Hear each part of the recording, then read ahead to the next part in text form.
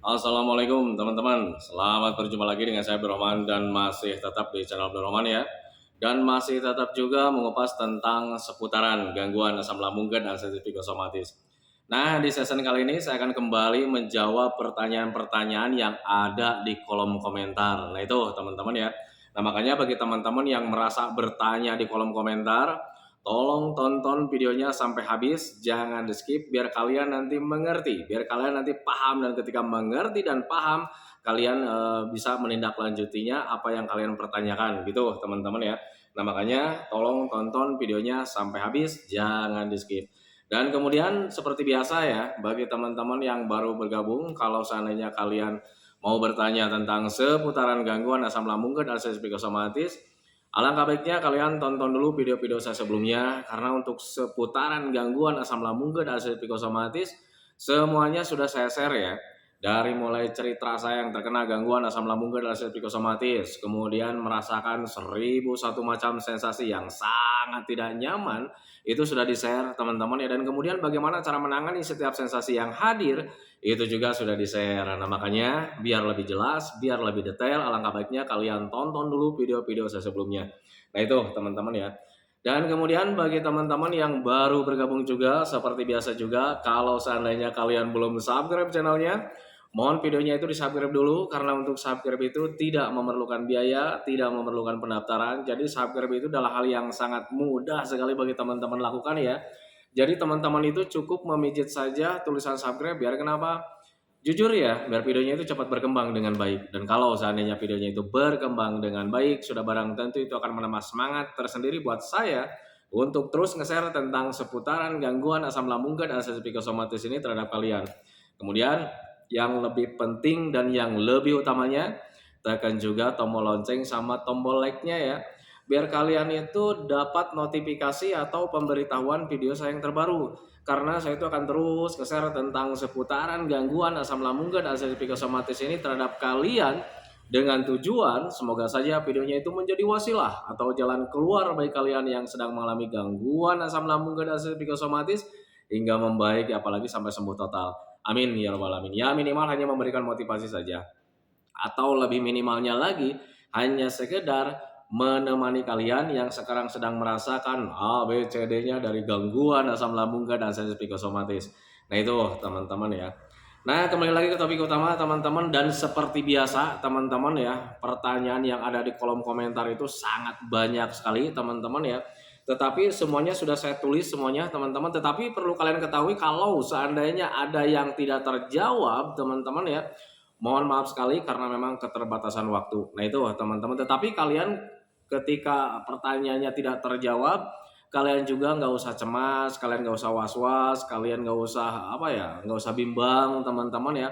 Karena untuk seputaran gangguan asam lambung dan psikosomatis yang kalian derita, termasuk dengan sensasi-sensasinya, itu bakalan membaik dengan sendirinya. Nah itu teman-teman ya, kenapa bisa membaik dengan sendirinya? Karena jujur ya, untuk gangguan asam lambung dan psikosomatis itu bukan gangguan yang berbahaya teman-teman, ini gangguan rumahan.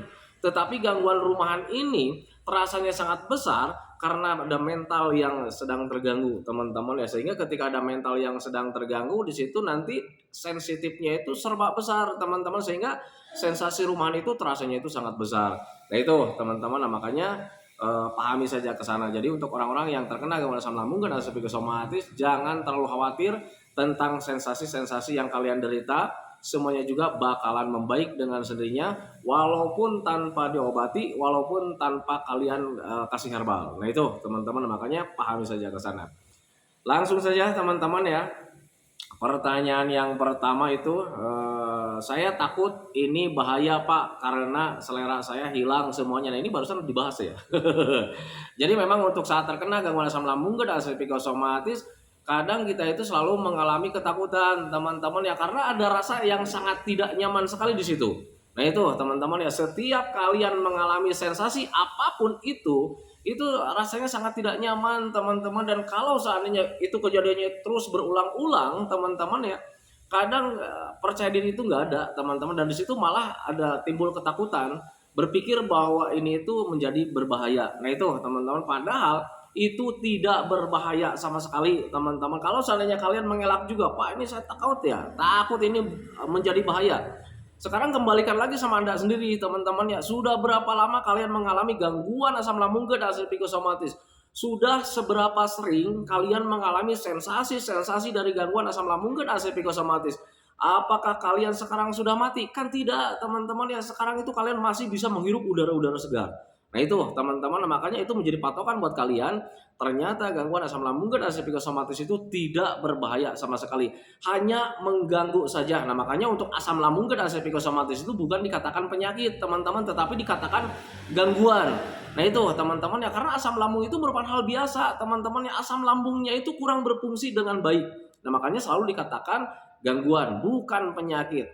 Nah kenapa dikatakan gangguan ya, karena semuanya juga menjadi terganggu teman-teman ya, dari mulai pikiran terganggu yang seharusnya kita itu pikirannya itu bervariasi lah.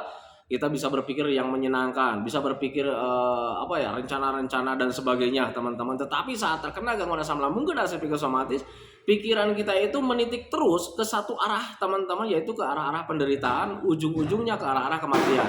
Nah itu teman-teman, nah, makanya itu gangguan untuk pikiran kita. Nah itu teman-teman, makanya pahami saja ke sana. Kemudian perasaan juga yang seharusnya kita perasaannya itu bervariasi teman-teman, ada perasaan senang, bahagia gitu teman-teman. Nah sekarang saat terkena gangguan asam lambung dan psikosomatis, perasaannya itu tidak nyaman setiap harinya.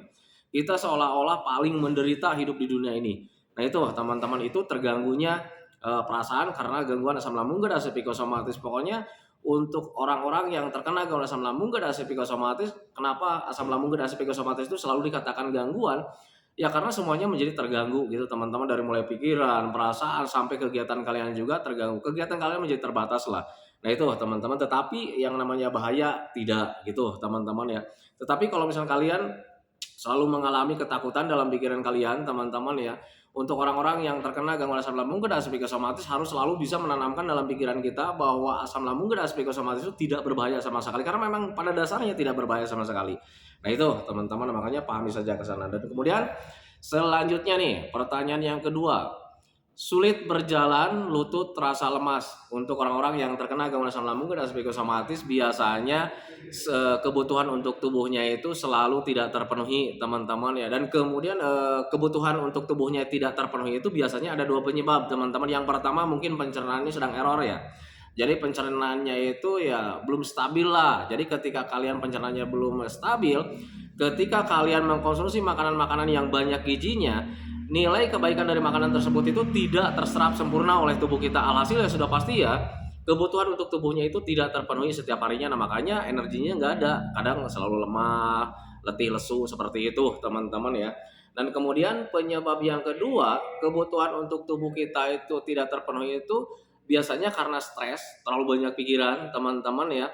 Karena ketika stres, terlalu banyak pikiran, itu bisa menguras energi kita dengan cepat. Alhasil ya kebutuhan untuk tubuhnya itu tidak terpenuhi, dan kemudian kalau seandainya tidak terpenuhi setiap harinya, ya kadang merasa lemah letih lesu itu pasti ada. Dan kadang kalau misalnya berjalan itu ya kadang suka mengalami lemah letih lesu ya, kadang lutut juga terasa lemas gitu teman-teman ya. Nah sekarang solusinya gimana? Gimana caranya dalam keadaan seperti ini kalian itu kebutuhan untuk tubuhnya itu harus terpenuhi teman-teman ya, dengan cara seperti apa? Sering makan saja, sering ngemil, kemudian minumnya minimal 8 gelas dalam sehari, jangan sampai kurang. Kemudian hindari stresnya biar energi yang sudah ada itu tidak terkuras dengan stres. Nah itu teman-teman, makanya pahami saja ke sana. Nah kemudian selanjutnya, mata saya beda sekarang, sering sayu. Untuk orang-orang yang terkena gangguan asam lambung dan psikosomatis, kadang mukanya itu kurang cerah ya, kurang cerah, kadang dilihat dari matanya itu kadang sering sayu seperti itu teman-teman. Dan itu sebetulnya wajar teman-teman ya, karena ya kembali lagi karena kebutuhan untuk tubuh kitanya itu tidak terpenuhi setiap harinya. Alhasil nanti gula darah kita itu bisa turun teman-teman ya. Kadang HB kita turun, dan kalau seandainya HB turun ya kadang kita mukanya pucat, kemudian matanya sayu juga seperti itu teman-teman ya. Nah sekarang solusinya gimana? Perbanyak makan, sering makan saja, kemudian sering ngemil, kemudian minumnya minimal 8 gelas dalam sehari, jangan sampai kurang. Kemudian kalian harus sering konsumsi jus alpukat tanpa es. Nah itu teman-teman ya, lakukan itu dengan konsisten, pasti nanti juga kalian bakalan membaik dengan sendirinya. Dan kemudian yang paling pentingnya, hindari juga stresnya teman-teman ya. Biar nanti ketika energinya sudah ada atau misalkan gula darahnya mulai stabil, tidak terkuras dengan stres ya. Nah itu teman-teman ya.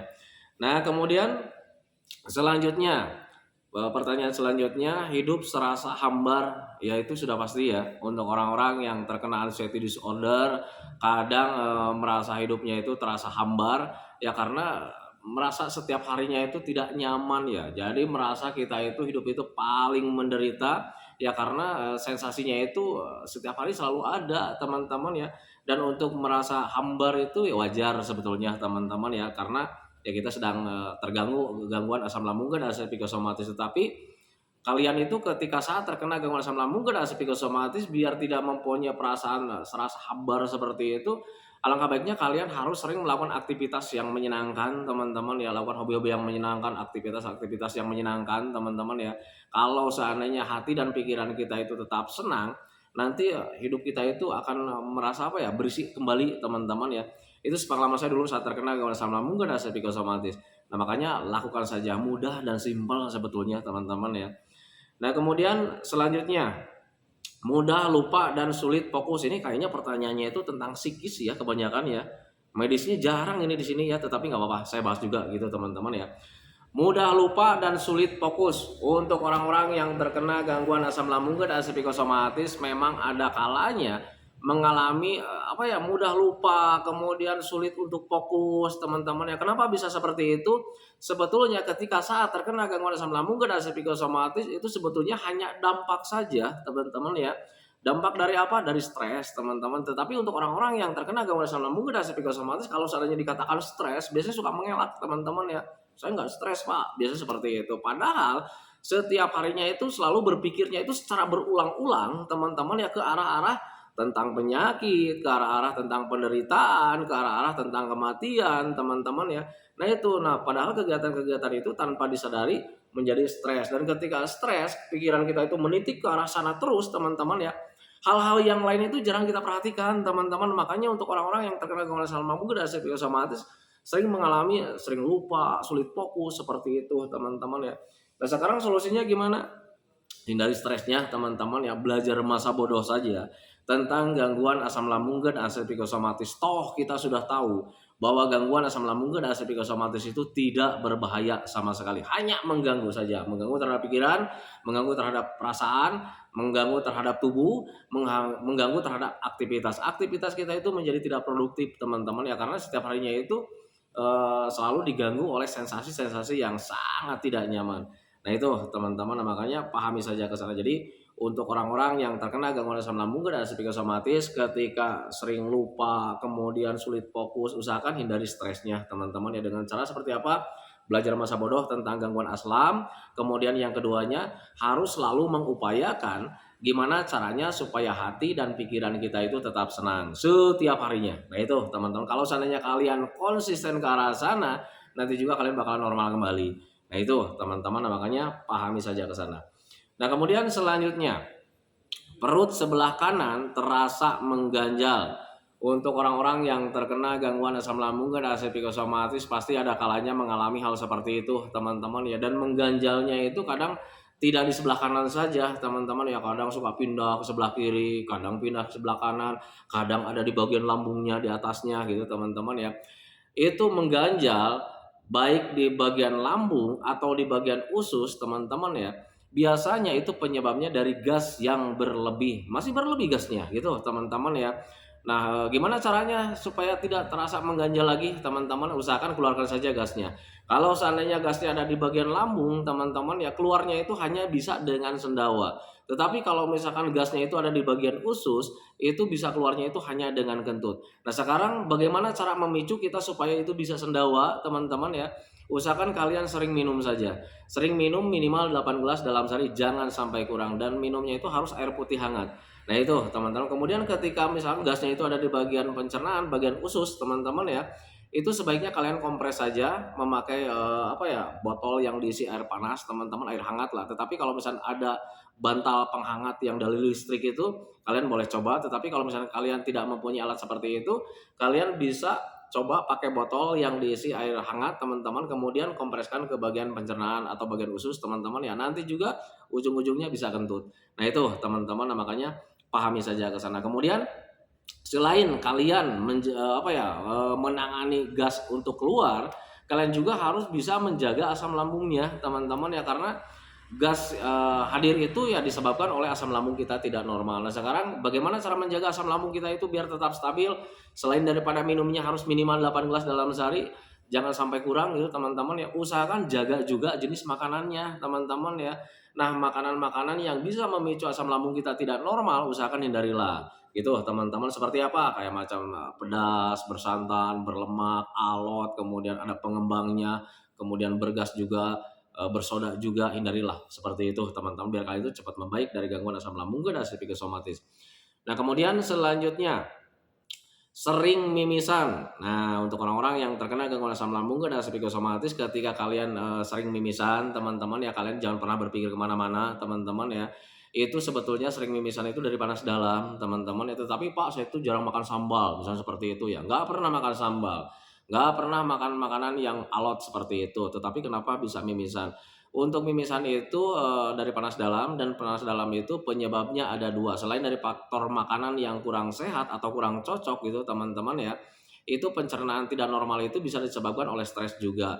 Nah, ketika stres, pencernaan kita itu ikut error gitu, teman-teman, dan kemudian ketika error ya sudah pasti bisa menimbulkan panas dalam juga. Nah, itu teman-teman. Nah, sekarang bagaimana solusinya ketika mengalami panas dalam? Usahakan sering minum saja minimal 8 gelas dalam sehari, jangan sampai kurang. Kemudian hindari makanan-makanan yang bisa memicu panas dalam. Kemudian usahakan bantu juga dengan sering mengkonsumsi makanan-makanan yang bisa menurunkan panas dalam. Apakah itu? Nah, untuk saya pribadi dulu yang cocok itu cuma rebusan labu siam, kemudian cincau, kemudian pepaya juga. Konsisten melakukan hal seperti itu, nanti juga panas dalamnya hilang dengan sendirinya, kemudian mimisan juga tidak akan terjadi. Nah, itu teman-teman, makanya pahami saja ke sana. Nah, kemudian selanjutnya, muka saya pucat. Apakah itu pertanda mendekati ajal? Saya jadi takut. Untuk orang yang terkena gangguan asam lambung dan psikosomatis, ketika kalian mengalami muka pucat, itu sebetulnya HB-nya sedang turun, teman-teman ya. Biasanya efeknya kayak karena penyebabnya itu karena memang pencernaan bisa, teman-teman, karena ketika pencernaan error, jadi ketika kalian mengkonsumsi makanan-makanan yang banyak vitamin juga, nilai kebaikan dari makanan tersebut itu tidak terserap sempurna oleh tubuh kita. Nah, itu teman-teman, sehingga bisa mempengaruhi ke HB kita, teman-teman ya. Kemudian yang keduanya bisa dari stres, bisa dari cemas, bisa dari ketakutan, teman-teman ya. Dan kalau seandainya dari stres itu bisa menguras energi kita dengan cepat, alhasil ya pasti HB juga terpengaruh, teman-teman ya. Apakah betul ketika kita stres terhadap hal-hal yang menakutkan itu bisa membuat kita pucat? Bisa, teman-teman ya. Tengok orang yang sedang terkejut. Ketika orang yang terkejut itu pasti mukanya menjadi pucat. Nah, itu teman-teman, makanya pahami saja ke sana.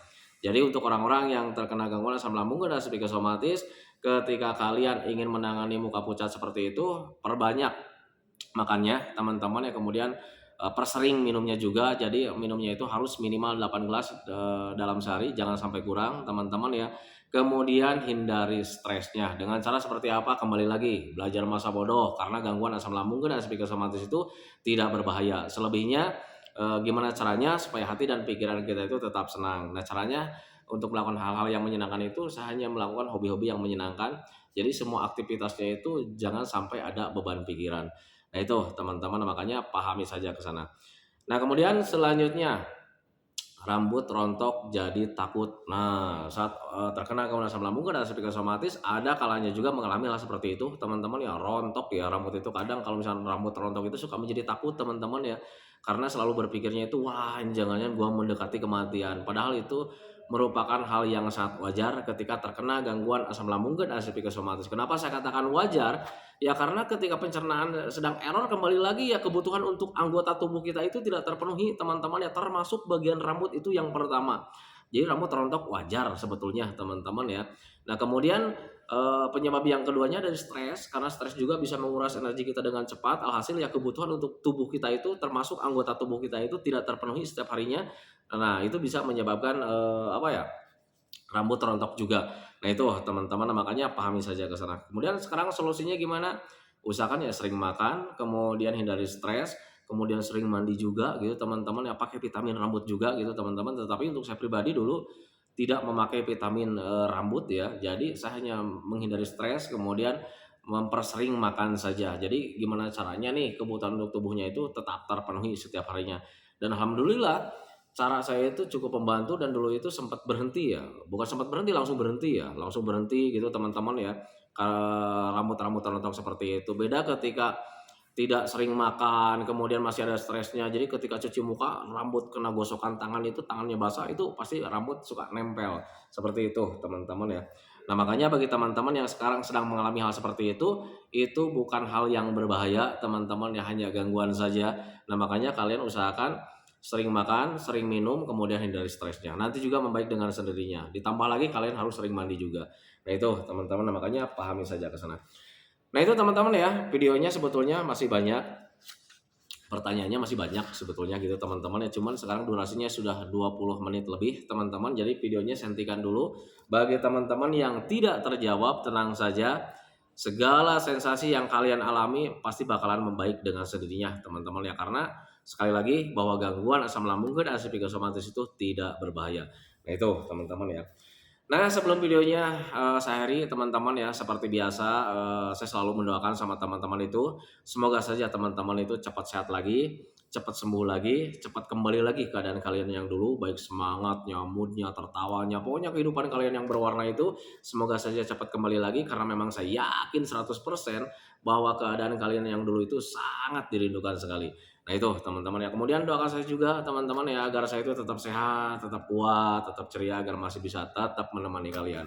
Nah, itu teman-teman ya. Santikan videonya teman-teman ya. Assalamualaikum warahmatullahi wabarakatuh.